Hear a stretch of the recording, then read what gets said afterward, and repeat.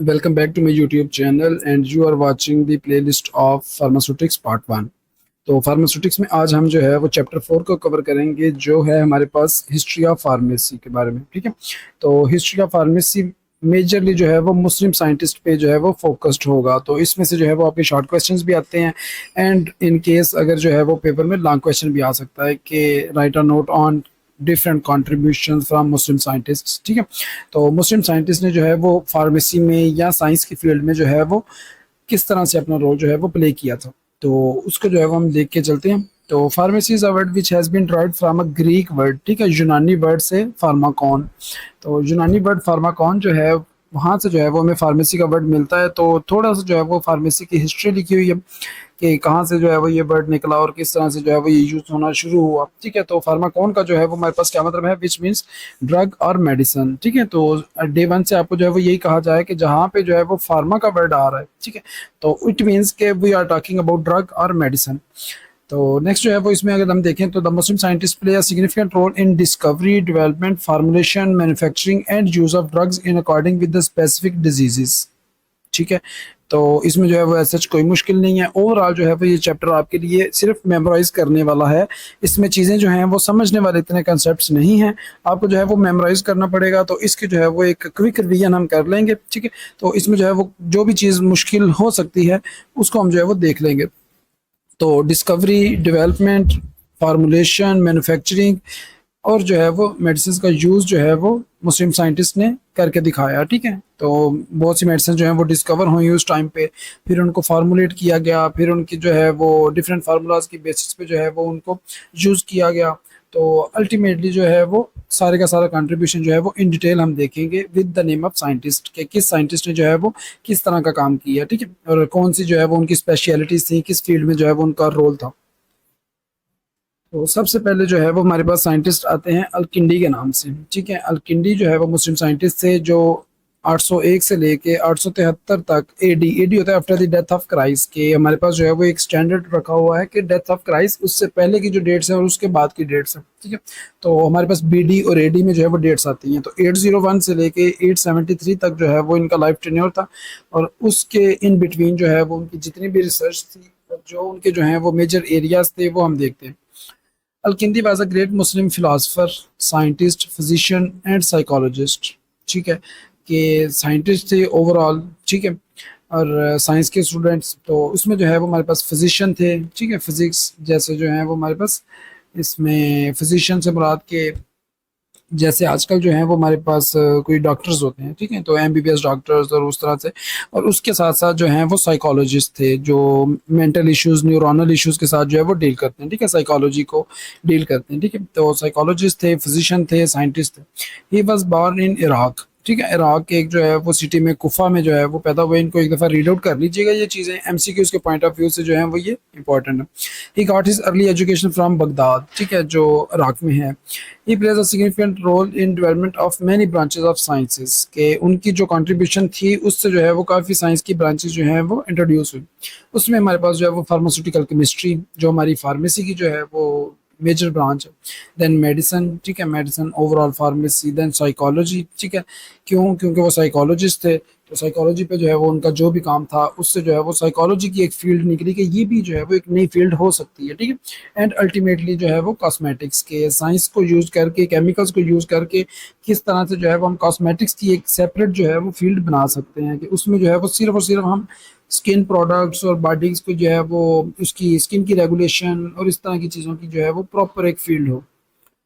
तो उनके जो है वो नोटेबल वर्क्स जो हैं वो जो उनकी कंट्रीब्यूशंस हैं अगर उसकी तरफ हम देखें तो Alkindi was the first person who used music for the treatment of psychological disorder. ठीक है, म्यूजिक को जो है वो एज ए थेरेपी यूज किया और वेरी फर्स्ट पर्सन जो थे वो ये थे। तो इस तरह के जो एमसीक्यूज हैं जिनके साथ लिखा हो कि that this scientist was the first person, this scientist was the only person. ठीक है, तो ये जो फर्स्ट पर्सन वाले हैं इट मीन्स कि ये जो म्यूजिक इंट्रोड्यूस करवाया साइकोलॉजिकल डिजीजेस को टैकल करने के लिए वो अलकिंडी ने करवाया। ठीक है, तो इस तरह के जो है वो एमसीक्यूज मोस्ट इंपॉर्टेंटली जो है वो आ सकते हैं कि who was the first person या who was the scientist who introduced music for the therapy of जो है वो साइकोलॉजिकल डिसऑर्डर्स या प्रॉब्लम्स। ठीक है, तो इसमें हमारे पास जो है वो ये एमसीक्यूज बन सकता है।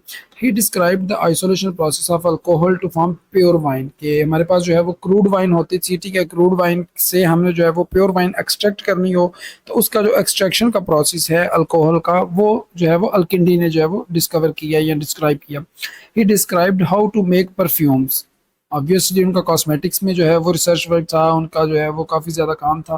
तो अल्टीमेटली जो है वो परफ्यूम्स को बनाने का सारा तरीका और उनकी फार्मूलेशन, और अल्टीमेटली जो है वो मार्केट में एक बोलचाल सा आ जाता है उसके साथ। अल्टीमेटली जो है वो ही described in detail regarding cosmetics formulation के, कॉस्मेटिक्स जो हैं वो अदर देन परफ्यूम्स भी जो कॉस्मेटिक्स हैं उनकी फार्मूलेशन बनाने के लिए जो आपको थोड़ी थोड़ी डिटेल्स चाहिए वो सारी की सारी डिटेल्स जो हैं वो इन्होंने डिस्क्राइब की। देन जो है वो उन्होंने एक बुक लिखी थी जिसका नाम था treatise of diseases caused by phlegm, ठीक है, कि मतलब treatment options of diseases caused by phlegm. अब प्लेम हमारे पास जो है वो क्या होता है, प्लेम होता है कि एक विस्कस लिक्विड होता है जिसको हम जो है वो क्या कह सकते हैं, म्यूकस कह सकते हैं, ठीक है। तो म्यूकस जो है वो हमारे पास प्लेम के नाम से आता है, ठीक है। तो इस म्यूकस को या इस प्लेम की वजह से जो है वो हमारे पास जो डिजीजेज आती हैं, ठीक है, उन डिजीजेज के ट्रीटमेंट पे अल्किंडी ने जो है वो एक बुक लिखी थी, ठीक है। तो उस बुक में उन्होंने जो है वो एपिलेप्सी को डिस्क्राइब किया था। अब एपिलेप्सी हमारे पास जो है वो क्या होती है, ये जो है वो हमारा सीएनएस जो है वो आउट ऑफ कंट्रोल हो जाता है, हमारी जो बॉडी मूवमेंट्स होती हैं वो आउट ऑफ कंट्रोल हो जाती हैं, और हमारी बॉडी जो है वो मसल्स जो है वो मेजरली बॉडी के वो क्या करते हैं, डिफरेंट मूवमेंट्स जो हैं वो फोर्सफुल मूवमेंट्स जो हैं वो शो करते हैं। जैसे किसी को जो है वो मिर्गी का दौरा पड़ना उर्दू में कहते हैं, तो वो हमारे पास जो है वो एपिलेप्सी के केस में आ जाता है। तो उसमें जो है वो उन्होंने एपिलेप्सी को जो है वो इंट्रोड्यूस करवाया for the very first time, ठीक है। तो उस चीज़ को लेके जो है वो ये अल्किंडी जो है वो फेमस है। तो अल्टीमेटली जो है वो और भी कंट्रीब्यूशंस होंगी, तो हमारे जो कोर्स में हैं मेजर कंट्रीब्यूशंस उनको अगर हम देखें तो वो चंद एक जो हैं वो यही है कि म्यूज़िक को इंट्रोड्यूस करवाया, फिर उसके बाद आइसोलेशन टेक्निक्स दी कि अल्कोहल को हम किस तरह से जो है वो प्योर वाइन में कन्वर्ट कर सकते हैं, ठीक है। देन जो है वो उसको परफ्यूम्स बनाने का तरीका, कॉस्मेटिक्स की फार्मूलेशन के जो है वो डिफरेंट मेथड्स, और अल्टीमेटली जो है वो एपिलेप्सी को इंट्रोड्यूस करवाया, ठीक है। और फर्दर जो है वो अगर हम बात करें तो हमारे पास नेक्स्ट जो साइंटिस्ट हैं वो हैं इब्ने अल नफीस, ठीक है, जिनका जो है वो 1213 से लेके 1288 तक जो है वो लाइफ स्पैन था, और ये जो है वो after the death of Christ AD, ठीक है। Ibn al Nafis was the one of the greatest physician, ठीक है, ये भी जो है वो फिजिशियन थे, ट्रीटमेंट जो है वो करते थे, anatomist, physiologist, pharmacologist, sociologist and Islamic scholar of his time, ठीक है। फिजिशियन थे, एनाटॉमिस्ट थे कि मतलब जो है वो एनाटॉमी पे इनकी जो है वो काफ़ी रिसर्च थी। अब एनाटॉमी क्या होती है, एनाटॉमी होती है कि जो मतलब जिसमें हम जो है वो डिफरेंट स्ट्रक्चर्स जो हैं वो बॉडी के उनकी स्टडी करते हैं, ठीक है। तो वो हमारे पास जो है वो एनाटॉमी है, एनाटॉमी ऑफ बॉडी।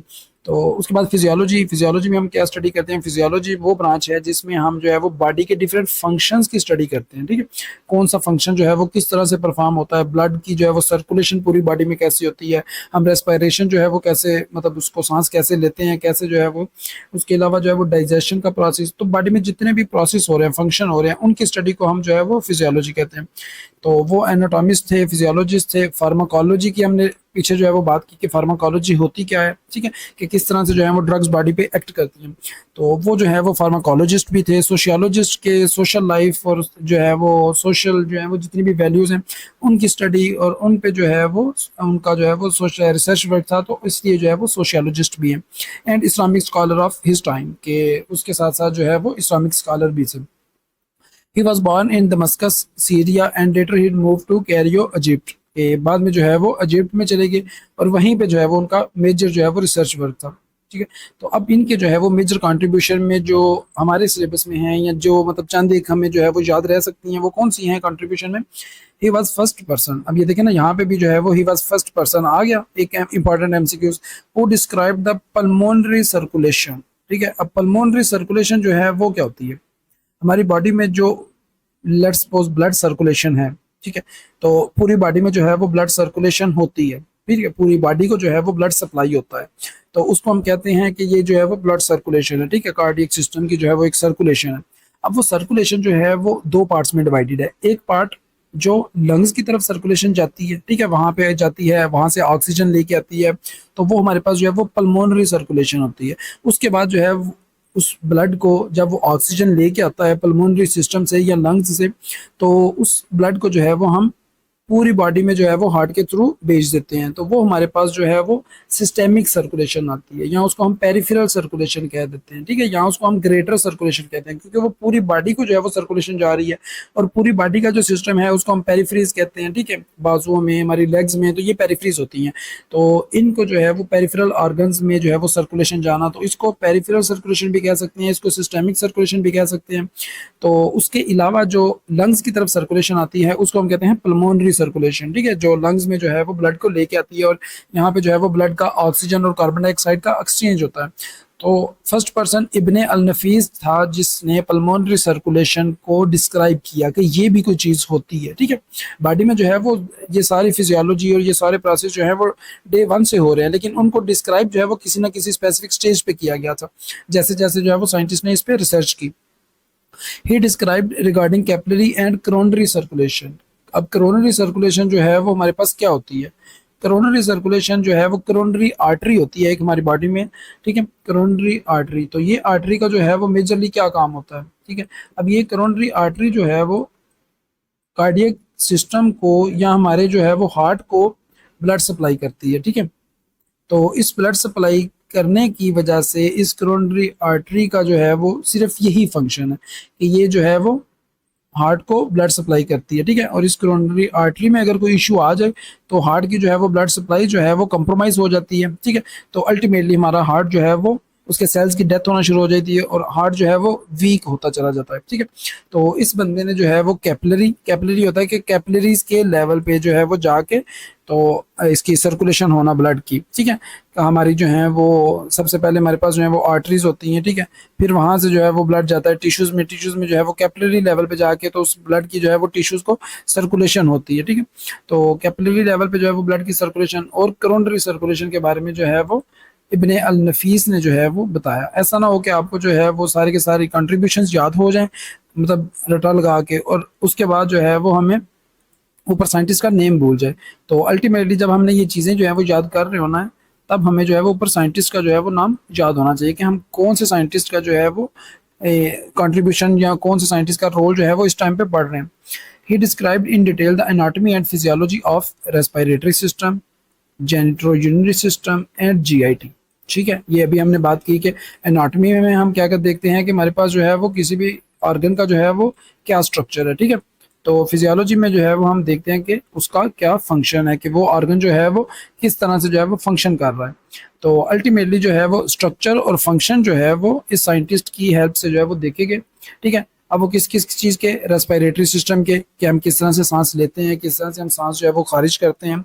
फिर उसके बाद जो है वो जेनिटो यूरिनरी सिस्टम के, हमारा जो है वो किडनीज का सिस्टम, और उसमें जो है वो यूरिनरी सिस्टम, हमारा ब्लैडर और इस तरह की जो है वो सारे जो ऑर्गन्स उसमें आ जाते हैं, ठीक है।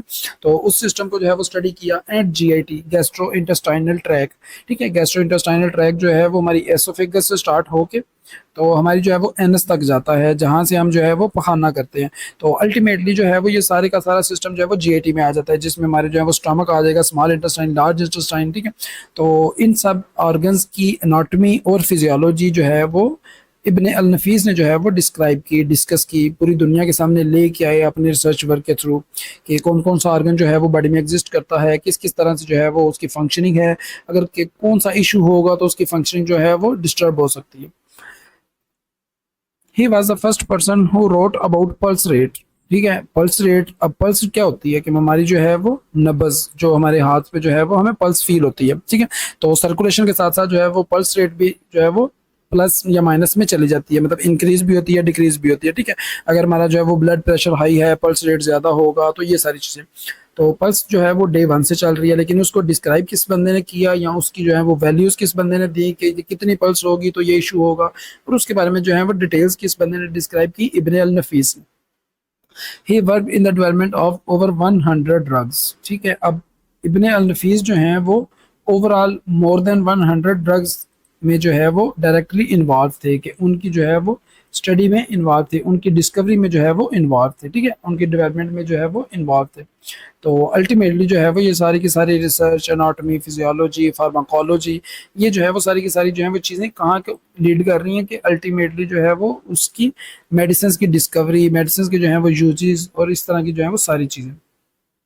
नेक्स्ट जो है वो थर्ड हमारे पास जो है वो साइंटिस्ट हैं इब्ने अल ज़ुहार, ठीक है, after the death of Christ, इनका भी लाइफ स्पैन है, ठीक है, 1091 से लेके 1161 तक।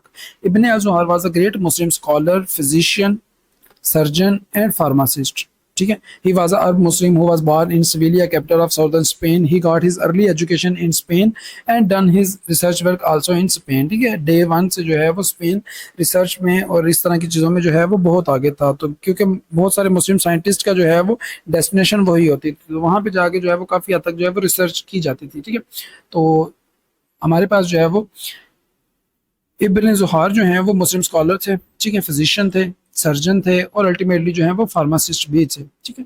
तो his scientific work include, he was the first person who described experimental surgery, so he was considered to be the father of experimental surgery, ठीक है। कितना बड़ा एमसीक्यू यहाँ से बन सकता है कि who was the father of experimental surgery, कि एक ऐसी सर्जरी जो किसी ना किसी एक्सपेरिमेंट को परफॉर्म करने के बाद हुई है, ठीक है, जिसमें आपका जो है वो कोई ना कोई रिजल्ट आप जो है वो उसमें से डिडक्ट करते हैं कि कोई एक्सपेरिमेंटल सर्जरी आपने की है, कि सिर्फ एक्सपेरिमेंट परफॉर्म करने के लिए जो है वो, अब सर्जन तो वो थे ही, तो एक्सपेरिमेंटल सर्जरी जो है वो उन्होंने मतलब सबसे पहले जो है वो की। तो he was the first person who was considered to be the father of experimental surgery.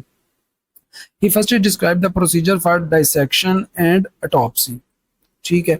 अब ये जो है वो सबसे पहले इंसान थे जिन्होंने हमारे पास जो है वो डाइसेक्शन का कंसेप्ट दिया।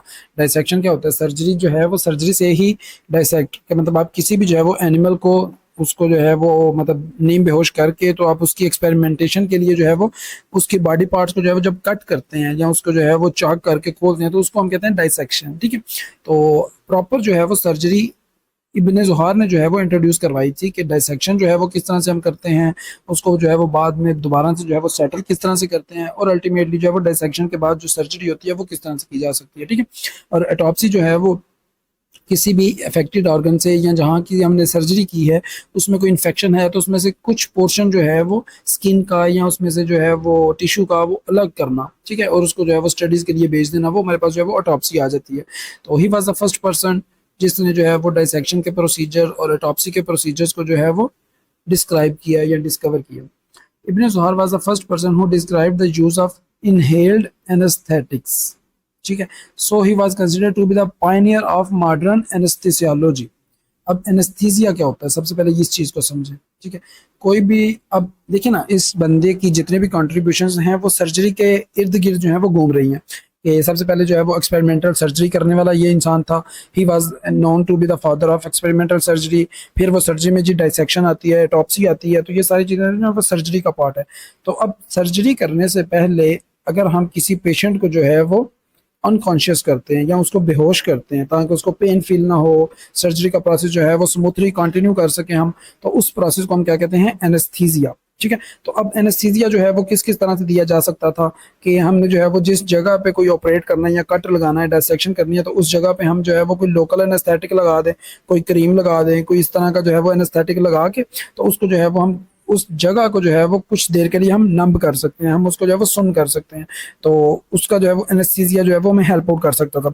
लेकिन इब्ने ज़ुहार जो है वो फर्स्ट पर्सन थे या फर्स्ट साइंटिस्ट थे, वो फर्स्ट एक्सपेरिमेंटल सर्जन थे जिन्होंने इनहेल्ड एनेस्थेटिक्स को जो है वो इंट्रोड्यूस करवाया कि हम जो है वो कोई भी ऐसी ड्रग या ऐसा एनेस्थेटिक एजेंट जो है वो उस पेशेंट को इनहेल करवाएंगे कि वो सांस के थ्रू उसको अंदर लेके जाए और थोड़ी देर में जो है वो एजेंट या वो ड्रग अपना काम करे और अल्टीमेटली जो है वो उसे एनेस्थीसिया की कंडीशन अचीव हो जाए और जो भी सर्जरी या फिर सर्जिकल जो है वो परफॉर्मेंस करनी है वो हम इजीली कर सकें, ठीक है।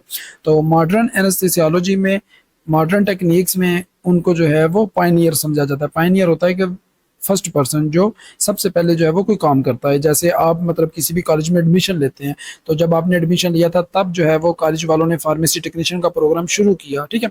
लेट्स सपोज 2024 में उन्होंने प्रोग्राम शुरू किया और 2024 में आपने एडमिशन लिया, तो आप जो है वो पायनियर बैच होंगे, ठीक है। तो इसी तरह से जो है वो मॉडर्न एनेस्थीसियोलॉजी के पायनियर जो थे साइंटिस्ट वो कौन थे? इब्न ज़ुहार, ठीक है, क्योंकि वो एक्सपेरिमेंटल सर्जरी में इन्वॉल्व थे। वो जो है वो उन्होंने साथ एनेस्थीसिया का भी जो है वो मॉडर्न वे इंट्रोड्यूस करवाया।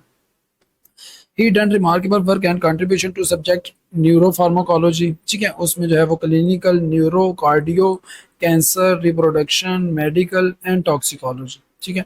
तो ओवरऑल जो है वो उनका न्यूरो फार्माकोलॉजी पे काम था। न्यूरो फार्माकोलॉजी क्या होती है? न्यूरो से हमें पता है कि न्यूरॉन्स, न्यूरॉन से जो है वो ब्रेन, तो ब्रेन से जो है वो ब्रेन से रिलेटेड जितनी भी फार्माकोलॉजी है, जितनी भी ड्रग्स हैं जो हमारे न्यूरोनल सिस्टम पे जाके एक्ट करती हैं, हमारे जो है वो सीएनएस पे, सेंट्रल नर्वस सिस्टम पे एक्ट करती हैं, वो हमारे पास न्यूरो फार्माकोलॉजी में आ जाएंगी, ठीक है।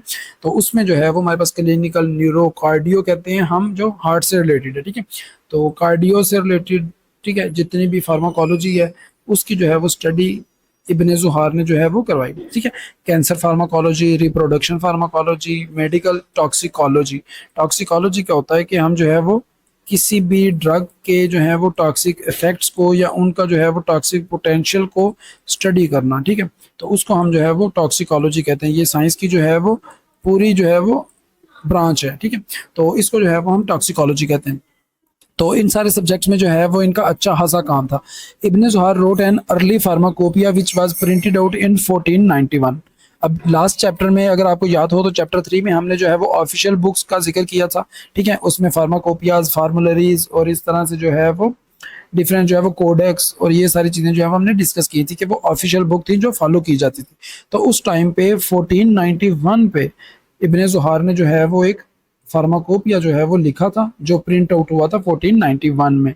तो उस टाइम पे भी तो ऑब्वियसली जो फार्मूलेशंस जो हैं वो बनती थी, या जिसमें जो है वो इनको इसमें मतलब जो भी गाइडलाइंस देते थे कि इस तरह से जो है वो हमारी मेडिसिन बनेंगी या यूज़ होंगी, तो वो फार्माकोपिया जो है वो सबसे पहले जो है वो इब्ने ज़ुहार ने जो है वो लिखा था और उसको प्रिंट आउट करवाया गया था 1491 में, ठीक है। इसके नेक्स्ट जो है वो जिस साइंटिस्ट की हम कंट्रीब्यूशन की बात करेंगे वो है हमारे पास अबू अली सीना, ठीक है। अबू अली सीना का जो है वो टाइम पीरियड या टाइम स्पैन, लाइफ स्पैन जो था वो 980 से लेके 1037 तक था, ठीक है, आफ्टर द डेथ। तो अबू अली सीना वाज अ ग्रेट फिजिशियन, ठीक है, सब में आ रहा है कि वो फिजिशियन थे। Chemist and astronomer of his time. Astronomer क्या होता है? जो स्टार्स का जो है वो नॉलेज रखते हैं, ठीक है। तो स्टार्स का जो नॉलेज रखने वाले लोग हैं उनको हम एस्ट्रोनॉमर कहते हैं। तो इनका जो है वो as a chemist, as a जो है वो फिजिशियन, इनका जो है वो इंटरेस्ट एस्ट्रोनॉमी की तरफ भी था, ठीक है। He wrote almost 450 treatises on different scientific subjects, among them 40 treatises are on medicine, ठीक है।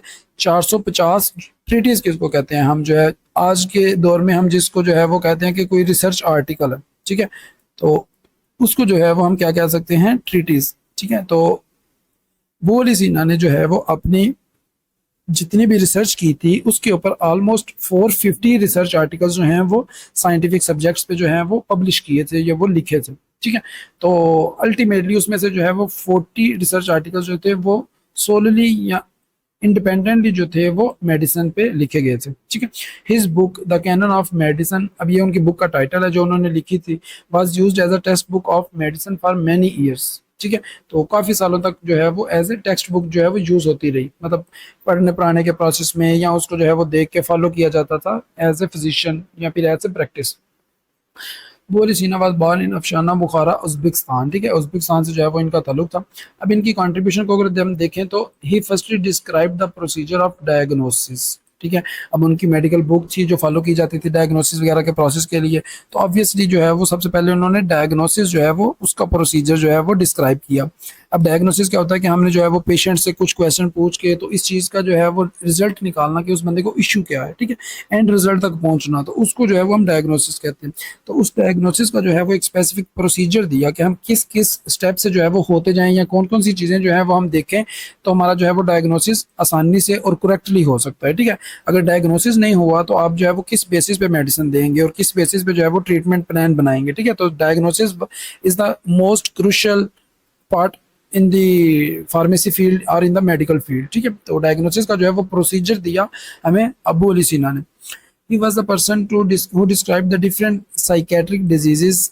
उसमें जो है वो डिप्रेशन, मैनिया, इंसोमनिया, डिमेंशिया, वो सारी जो है वो उसने डिटेल में बताई थी।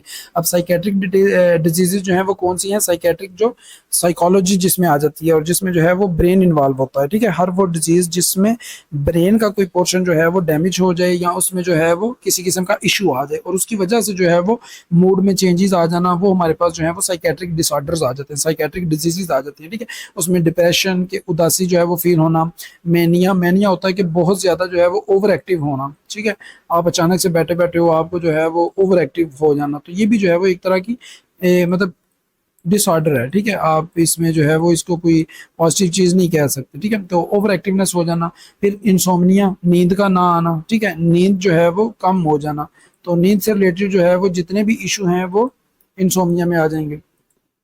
तो अल्टीमेटली डिमेंशिया, डिमेंशिया होता है और मेजरली जो है वो ओल्ड एज पेशेंट्स में होता है कि भूलने की बीमारी के जो है वो ब्रेन सेल्स जो है वो ठीक से काम नहीं करते, तो अल्टीमेटली जो है वो विद एज भूलने की जो है वो बीमारी लग जाती है। ठीक है, तो ही वॉज द फर्स्ट पर्सन जिसने ये सारी साइकेट्रिक डिसऑर्डर्स जो हैं वो इन डिटेल डिस्कस की है कि ये चीज़ें जो हैं वो एग्जिस्ट करती हैं। ठीक है, देन जो है वो अगर हम देखें तो ही was the first person who describe the paralysis in detail. ठीक है, पैरालिसिस की जो है वो डिटेल इस बंदे ने दी कि किस तरह से जो है वो बॉडी काम करना छोड़ देती है। ठीक है, अब इनका जो है वो मेजर वर्क किसके साथ है? ब्रेन के साथ, साइकेट्रिक डिसऑर्डर के साथ।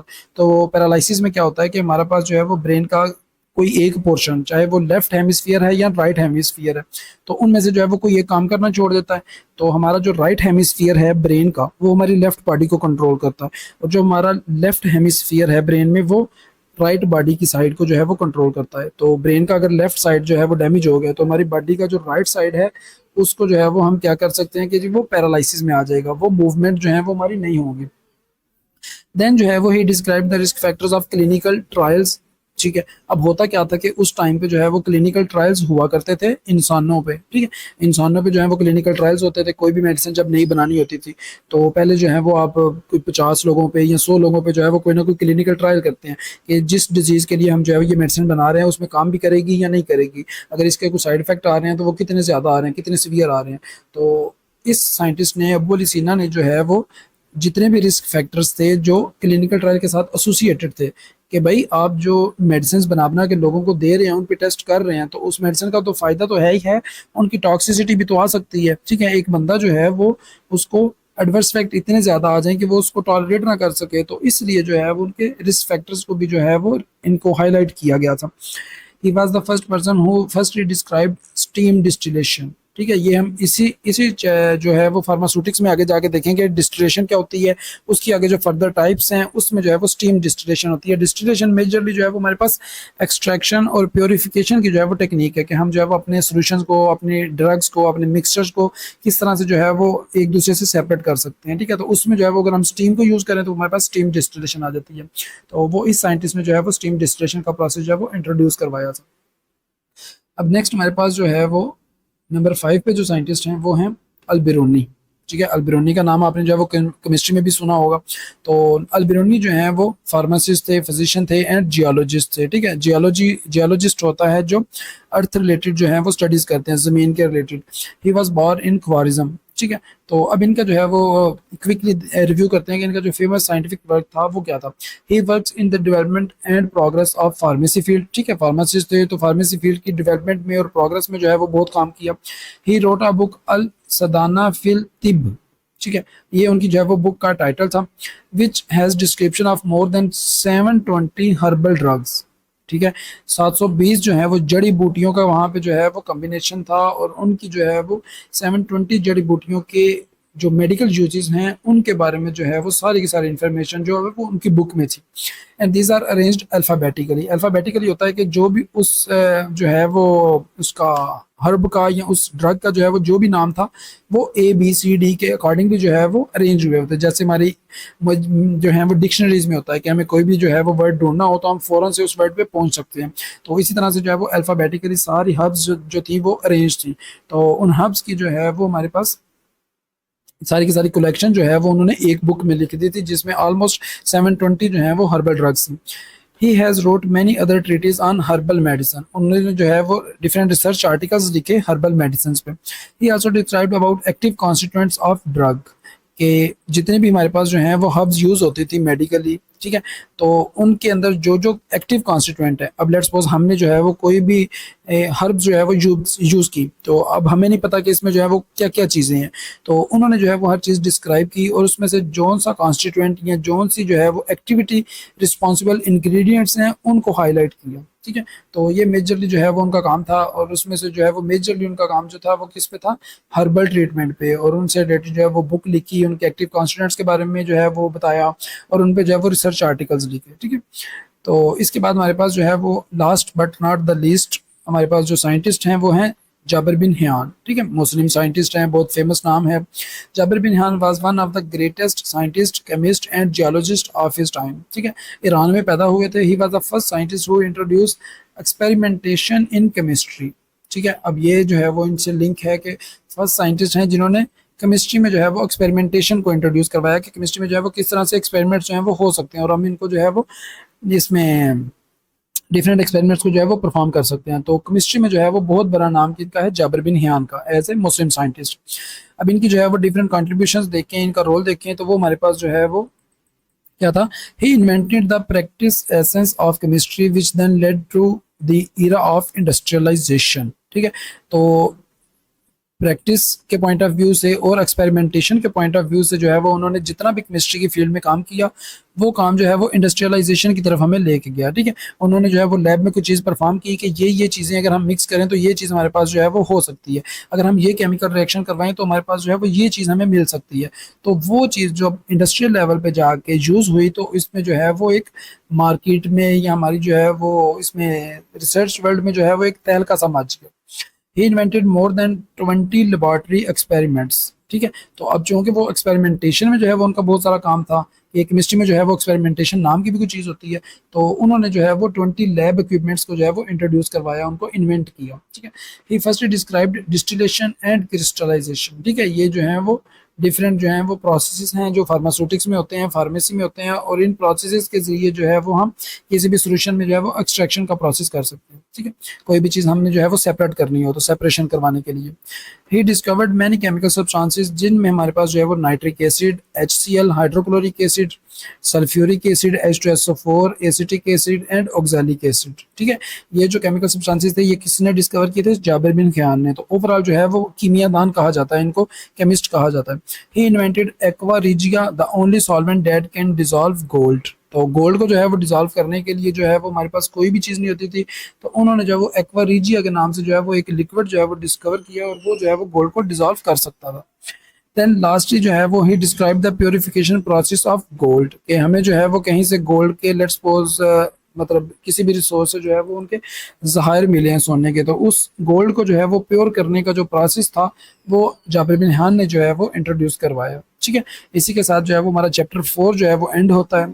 तो चैप्टर 4 में जो है वो मेजरली आपको जो है वो थोड़ा सा क्रैमिंग करनी पड़ेगी, थोड़ा सा जो है वो चीज़ों को मेमोराइज करना पड़ेगा, इनको रिटेन करना पड़ेगा, और इसमें जो है वो आपने कंफ्यूज नहीं करना चीज़ों को कि किस साइंटिस्ट का क्या नाम था और उसका जो है वो कंट्रीब्यूशन क्या था। ऐसा ना हो कि कंट्रीब्यूशन जो है वो नीचे से याद रह जाए और अल्टीमेटली जो है वो साइंटिस्ट का नाम जो है वो हम किसी और नाम के साथ मिक्स कर दें, और सारे का सारा जो है वो हमारा जो याद करने का मकसद है वो नेगेटिव वे में चला जाए, ठीक है। तो इस चीज़ को मद्देनजर रखते हुए आपने जो है वो इनके जो है वो रिलेट करनी है, इनकी कॉन्ट्रीब्यूशंस, ठीक है, विद नेम्स। तो इस चीज़ में जो है वो अगर किसी को कोई कन्फ्यूजन हो तो आप कमेंट सेक्शन में जो है वो कमेंट कर सकते हैं। किसी वर्ड का आपको जो है वो मतलब नहीं पता, आप उसको जो है वो गूगल करें, आप कमेंट सेक्शन में पूछें, मोस्ट ऑफ द टाइम जो है वो आपको रिस्पॉन्स दे दिया जाएगा इंशाल्लाह। तो मिलते हैं जो है वो चैप्टर 5 के साथ, तो तब तक के लिए जो है वो अल्लाह हाफिज़, जज़ाकल्लाह।